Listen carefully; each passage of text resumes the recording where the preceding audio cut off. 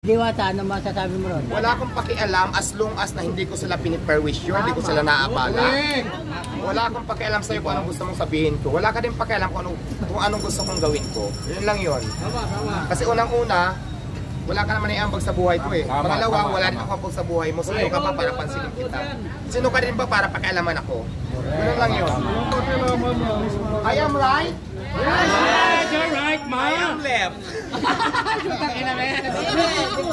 Hindi, ito na pag-uusapan lang natin kasi iba ka na kasi ngayon. So, okay lang. Nakahanda po tayo kung anong mangyari po sa sitwasyon natin. If ever na wala na yung kumain sa customer ko, it's fine. Maghanap ng panibagong racket. Anong gagawin natin? Ay, nasa ng tao. Okay, para pilitin pa natin sila. Maghanap pa na naman yan ng panibagong racket para mabuhay. Kaganon lang naman yung hirap na sinasabi nyo. Hindi na akong takutin kasi sanay na ako dyan. Pero tulad ng sinasabi ko, 110% yung effort na binibigay ko ngayon para mag-out. Pero kung hanggang doon lang, hindi mo pala yung effort natin, wala tayong magagawa. Panahon niya siguro hanggang doon ka lang. Kailangan lang natin talaga tanggapin sa sarili natin. Kung nagsasabi dugyot ka daw. Ha? Kung nagsasabi dugyot ka daw. Tanungin ko rin kung sila hindi. Di ba? Pati ba naman yun?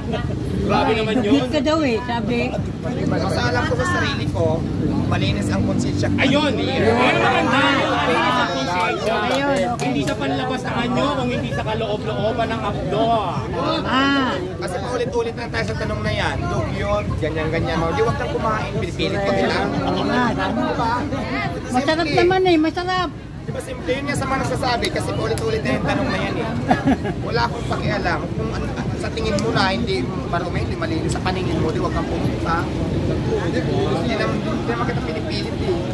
Gulat na nga lang ako, bilangan na lang mga account sa social media. Oh, di ba? Tama yun. Or what?